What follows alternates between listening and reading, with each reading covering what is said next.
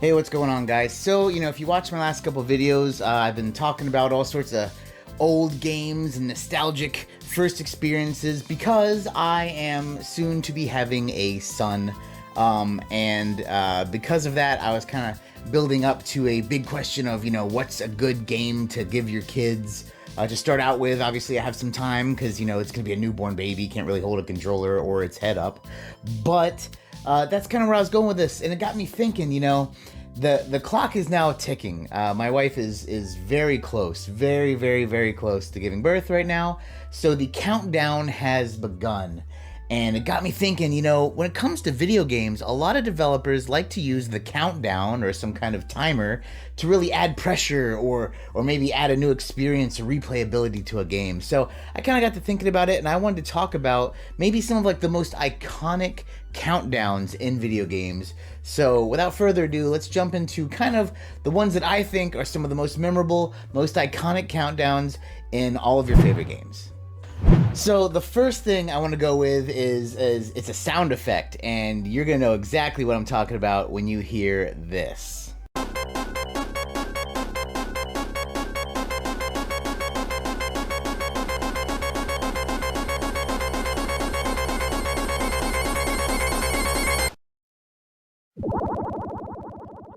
It's simple, it's stressful.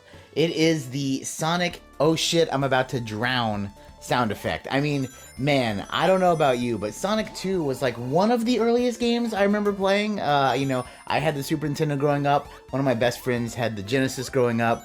But that sound, that song is just, whoo! My God, it just is so stressful. I think it's one of the first, it's the second level actually, where you're playing and you experience being underwater. Everything seems fine until it's not fine.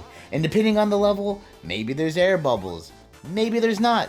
Who knows? All I know is it is stress incarnate. That sound is now like PTSD. It is ingrained in my brain. But I don't know about you. I mean, I know it's an early countdown, but it is a countdown nonetheless, and it is one that will stick with me forever. So this one's a little bit different. If you've never played the Katamari series, you are, first off, missing out. But the Katamari series kind of reminds me of another game that is really heavily based on timers and countdowns. That's Crazy Taxi, in the form of you have a certain amount of time to do a certain amount of things. And Crazy Taxi, it's pick up people and drop them off. But that's not what I'm talking about. I'm talking about Katamari, because Katamari, it doesn't seem like it should be so stressful. The music is upbeat and happy, and picking up things or items or people or what have you is fun. But my God, if you do not hit that timer properly, if you don't catch the countdown, as we're gonna say, the Space King gets mighty pissed. I don't know about you. I don't know if you've ever played this game or series, but you should, first of all. And second, man, there is nothing more disheartening than how the happy, upbeat music just, boom, flatlines when you fail to gather whatever you were supposed to gather or gain whatever size you were supposed to gain. It's a bummer. And I tell you what, the game goes from rosy sunshine happiness to pretty much abysmal darkness at the drop of a hat. I don't know of any game that just abruptly switches the palette so quick from rosy to dark. But man, I tell you, makes you really want to pay attention when you're playing future levels. Once you fail the first time, you definitely do not want to fail again. Now, there are certain things that have time limits that, I don't want to bring up here, right? Like fighting games. Every fighting game has time limits. Essentially, every racing game literally is a time limit. But, when you talk about early games, a lot of early games had time limits. One that really sticks to my mind is Mario, right? Every single Mario game early on, early days, had a timer for seemingly no reason. And then as the series grew, the timer went away. We're talking Mario 64, that timer is gone. So, Nintendo kind of had it right. They're like, hey, we had these timers, we had these stressful countdowns. Why do we have these? Let's get rid of them. But then they made a weird decision, and they went the opposite of that. The Zelda series. Everyone loves a good Zelda game. If you don't, then you're wrong and get off my channel. But I'll tell you right now, Zelda did not have timers until Majora's Mask.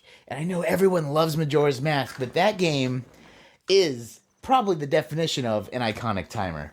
If you don't know, for the uninitiated, you're playing as young Link. Maybe you're dead. It's there's theories out there, but essentially the moon is crashing down and going to kill everyone.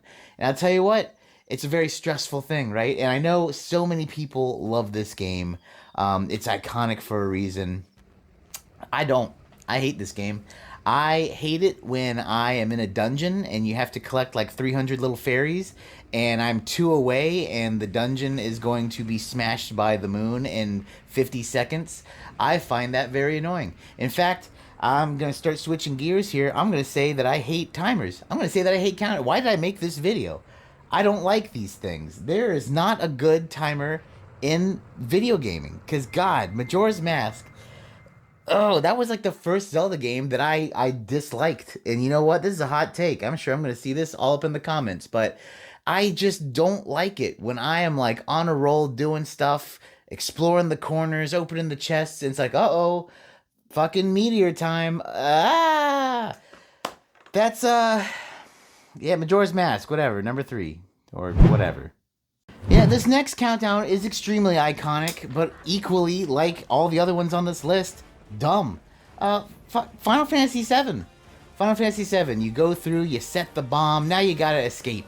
Okay, if you literally just run out, like you have all the time in the world. Very iconic scene, very stressful for the plot. We set the bomb. Let's go, baby. And you know what? If that was it, that would be fine. But man, do you play RPGs? I play RPGs all the time. I have to look in every corner of every hallway. I hate it when I go the correct way by accident. You know, there's 2 paths, right? Left or right. And you go right and the cutscene starts and I'm like, fuck. I should have gone left to pick up the box or the doodad. And I'll tell you what, that scene in Final Fantasy VII and the remake is that pain because you're running away. You got X amount of time before the bomb blows up and the Mako reactor and Sephiroth and the ghosts from Harry Potter. And you know what? I'm sitting here. Where's the box? Where's the thing? Break the Shinra crate? And you know, all you get is like a high potion or whatever, some shit you don't need. But I can't not get it. It's drilling my head, man. That's the way it is in gaming. You go the right way and you get pissed. But then you go the right way and you're being timed and you can't go back because it's going to blow up. Man, countdowns suck. Oh, God damn it. Like timers and now this video, I have become stressed out, so might as well just drop the last one. Dead Rising. Dead Rising is another one of the most iconic countdowns, timers, bullshit in the world. Have you ever played Dead Rising? That game is dope. Like the original one, that game needs a remake.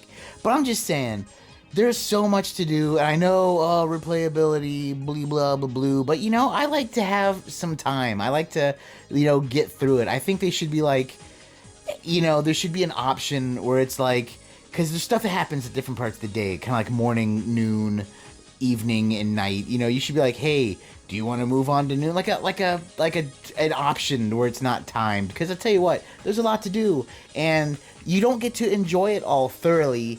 You know, when you're on the clock. Like if you want to play like the definite like ending where you save as many people as possible or whatever, you're not enjoying shit. You're like, run here to grab John, to go to the base, to go here to kill the clown, but put him out so you get the saw, and there's the this, and there's the that, and blah, blah, blah.